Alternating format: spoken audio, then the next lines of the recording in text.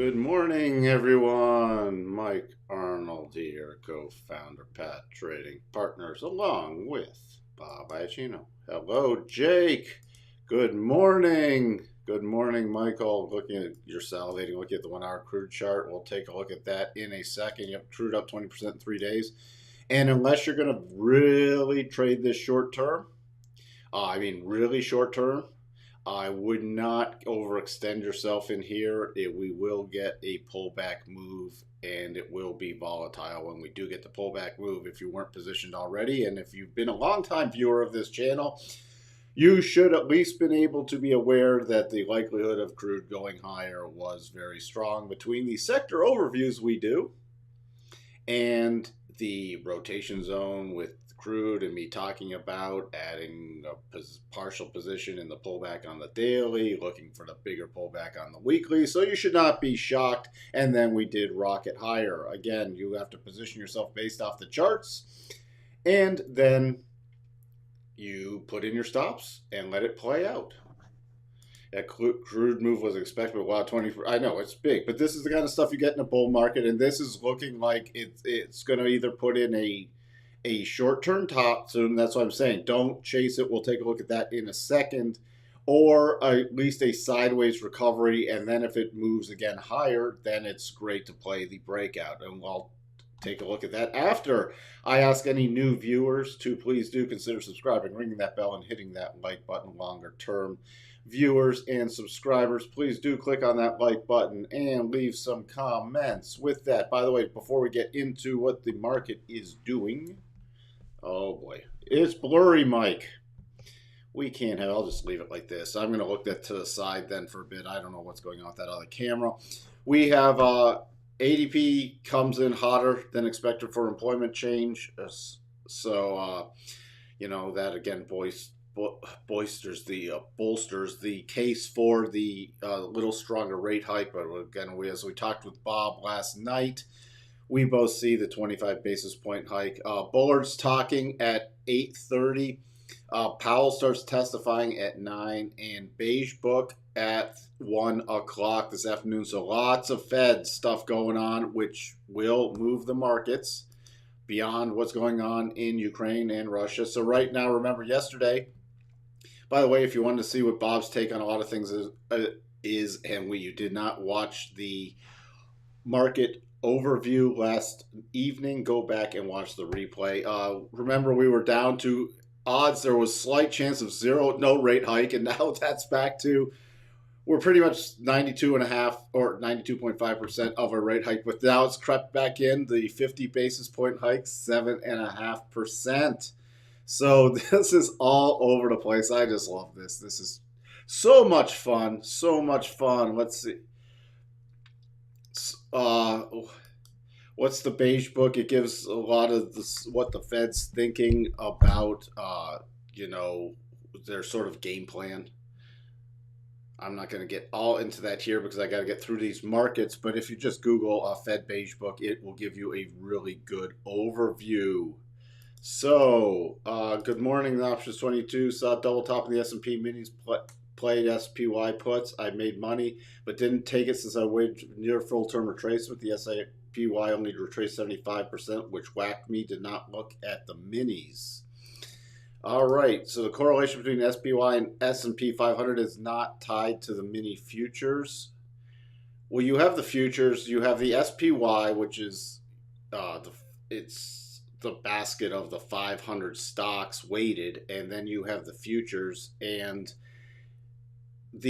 I think the most reliable price action I can use is the futures. With all the testing I've done now, there's not going to be 100% exact correlation.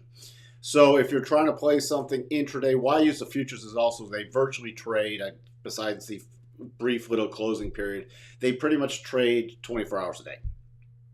So I get all the price action where the SPY, it does not trade 24 hours a day. But if you're trading the SPY and you're basing it off of when the market opens patterns, you should use the SPY chart. For example, if you were doing something like on a shorter term basis, You can use the SPY chart to come up with your exact levels if you're trading the SPY. I do recommend, though, for a lot of people now, especially with the mini and micro futures, you should be able, especially with the micro futures in the S&P, you should be able to trade those, and you can even trade options against it. So there's lots of different things you can do, but I generally do my analysis on the major futures instead of just the cash indices or the spiders or the Qs or the diamonds. And then if I'm trading something specifically rated to like the spiders, the Qs, or the diamonds, then I will fine tune the levels using that if possible. Okay, because why is it not always possible? If I get an overnight pattern and the S&P SPYs aren't open, I roughly have to guesstimate the levels. All right, so that's what I'm watching. Speaking of that, on 1 hour chart, mini showed double chart. You'll have to give me the exact time frames and everything else. I don't want to get caught up in all that right now. So because you also have, you know, as I said, the SPY does not trade as long as the S&P does. So if you look, see, we have all the trading, overnight trading right here. Okay, we have all the European session and everything else, and it was range bound. But if you look at the SPY, even if we go to the extended hours, you don't get all that trading. See, you get a little pre-market, you get some post-market, but you don't get all the Europeans. So like here you do, if you look at the extended hours with this, you had triple tops. If you look at the regular hours, you have still a triple top, but you have trimmed out a lot of trading. And then if you look at the S&P futures, you have all this additional trading in there. So you're getting a lot more information from the futures. Okay, now what I recommend doing if you're trying to find levels, comparing the futures to the SPY, what I do is look for major key levels, like these major key reversal points, and then I try to find the similar pattern even with the shorter trading. So you want to look at the longer term charts, like your 4 hours and your dailies. You want to roughly find where that level is, like a significant level on a daily on the futures, and then you want to try to translate that to the SPY, so it will give you pretty close area to what you should expect, and then you can figure out other minor levels from that. But that's why it gets a little more challenging, and that's why I do my analysis on the futures. By the way, again, remember we are against the rotation zone here. So it's still, we have a downward bias. It's finding that key support right at that first double target we hit on, and our harmonic and our significant level. So the only way I start getting intraday bearish then is if we break down about below 42.78, and then I'm using 42.63, 42.47. There's a lot of different support in here. We then roll down below 42.51.50. Then I'm starting to get really bearish, and I talked about this before, 41.85, 41.62, 41.18. Intraday bullish, significant level and harmonic 43.44, so I will get slightly bullish above there. Why am I not getting aggressively bullish? Because you see here we're against the rotation on a 4 hours flat, but do we have sort of an advanced clear path move, but it's only up to 43.80, and 43.80 is running right into the topping area with the rotation zone, so we could even run up and then just roll over again. The way I get longer term slightly more bullish is if we can get above 44.04 on a closing basis. Nasdaq, again, sort of the same picture. This has been holding up a little better. You can see can't hit that first sloppy double first target. You see also range bound though, so you're going to see it couldn't even get down to that first target area, but I'm still watching. If we get momentum below about 13,965, 967, then I'll start targeting 13,873, 13,812, 13,751. Above 14,127, see we got a stopping point here about 14,200. Then we got another major stopping point, 14,264. So any bullish plays are just slightly bullish above that 14,127, but you have to be nimble and aggressive, and we can get chopped around in here. Okay, I don't start getting more and more bullish until we start getting upwards. Let me also raise this level, see where that takes us. I don't start getting more bullish until we get above about 14,270. Above 14,270, then I'm targeting 14,321 area. Then I'd be going to 14,400. Then major target now for 14,500. We have a cluster there.